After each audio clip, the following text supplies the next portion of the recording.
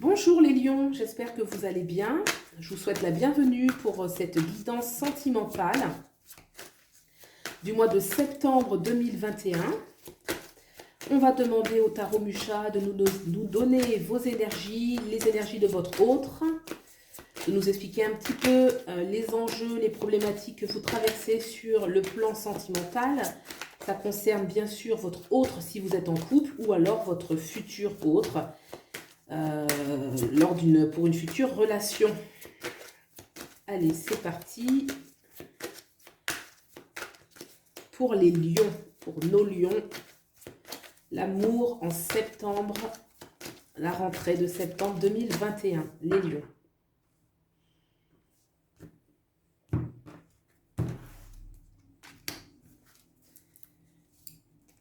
Les lions. Quelle est l'énergie de votre autre maintenant ?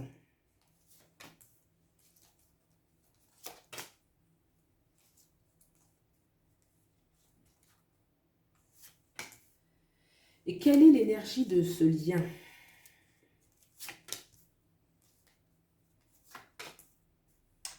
Quelle est l'issue de la relation ?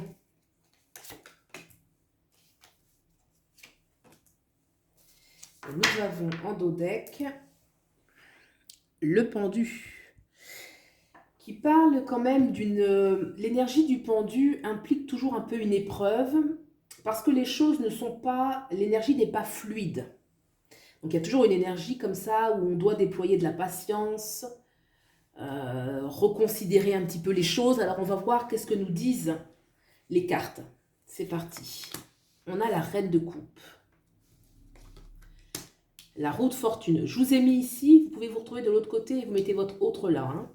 La roue de fortune et le cavalier de coupe. Donc là, j'ai des énergies qui sont porteuses. Il y a une volonté de vivre, d'être heureux, d'être épanoui sur le plan sentimental. On est prêt pour cela à faire bouger les choses. Que ce soit à l'intérieur de soi, que vraiment revoir un petit peu sa façon d'aimer, il peut y avoir une certaine, oui, remise en question, une envie de nouveauté, de voir les choses différemment, de proposer quelque chose de nouveau. Un nouveau départ, que ce soit au sein de la relation, proposer un nouveau départ, pourquoi pas un déménagement, des voyages, quelque chose pour vraiment dynamiser la relation. On ne dort pas sur ses lauriers de ce côté-ci.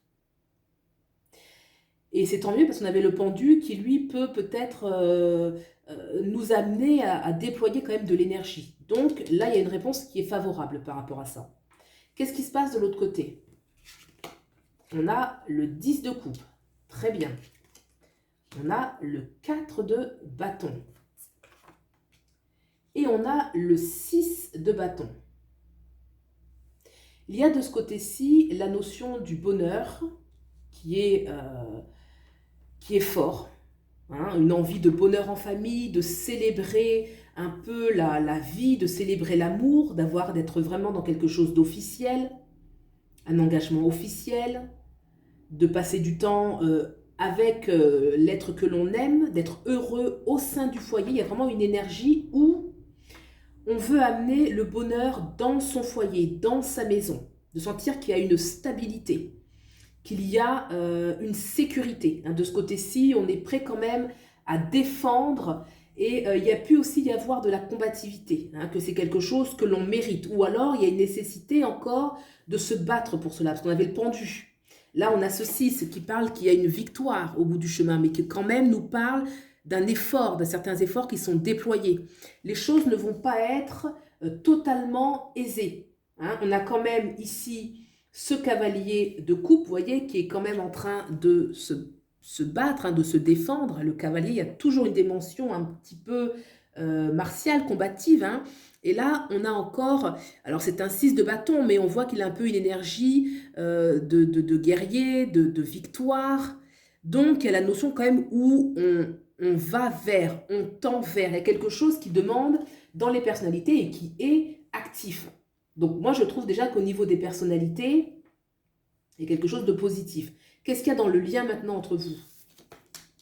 On a le roi de coupe et on a l'as de denier. Alors, ce roi de coupe, effectivement, et l'as de denier, il y a une énergie, il y a de la créativité, il y a de l'amour, il y a de la sincérité, et on a envie de reconstruire quelque chose de nouveau. On a envie d'élaborer des plans en commun. Une envie vraiment de repartir sur de nouvelles bases, avec plus de profondeur, plus de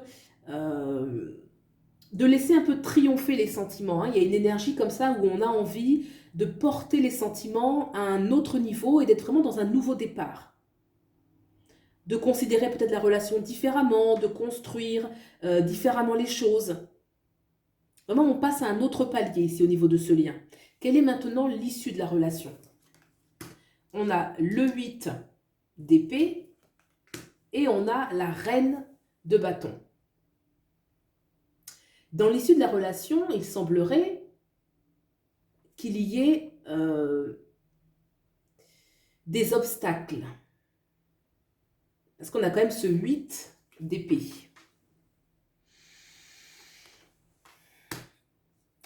Pour moi, cet obstacle, il ne va pas triompher parce que là, on a des personnalités quand même qui sont déterminées, qui a un lien qui appelle et qui amène à la concrétisation au projet. Mais dans l'issue, on dit qu'il peut y avoir des obstacles. Ça peut être l'environnement général, l'environnement global actuel qui peut empêcher. Ça peut être la famille, ça peut être certaines situations bloquantes. On avait le pendu. Il y a quelque chose qui vient bloquer. On a la reine de bâton. Alors cette reine de bâton, elle nous parle effectivement qu'on peut être bloqué par rapport à certains désirs. On peut être en dessous. Il peut y avoir des attentes qui sont assez fortes, mais amener la relation au point où on souhaite la mener va être compliqué. On peut rencontrer des obstacles. C'est un petit peu ce que ça me dit. Par rapport aux aspirations, il y a une sorte de... je ne vais pas dire qu'on vise trop, parce que c'est tout à fait noble et de vouloir porter sa relation au plus haut niveau, mais il y a quelque chose qui va venir. Ça peut être intérieur, parce que ce 8 d'épée, il peut être intérieur. Ça peut être une sorte d'angoisse, des peurs qui arrivent. Alors, on va demander quand même une petite précision pour ce 8 d'épée. Donc, on voudrait une précision pour ce 8 d'épée. Et là, j'ai arcane majeur qui est le pape. Donc, il y a une peur de l'engagement. Il y a quelque chose qui empêche. Vous voyez, le pape, c'est vraiment l'arcane qui parle de...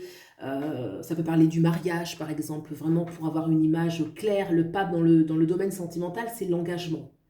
C'est la concrétisation des choses. Et là, il y a une angoisse. Il y a quelque chose qui vient bloquer. Une peur de l'engagement.